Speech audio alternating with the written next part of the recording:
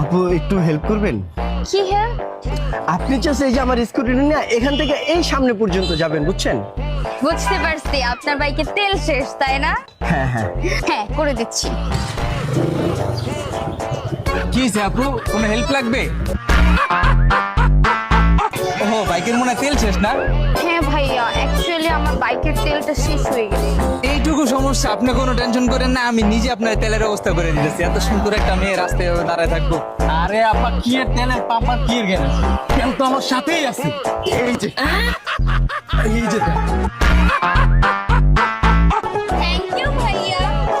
Excuse me ভাইয়া, এই যে আপনার তেল। দেখি দেখি একটু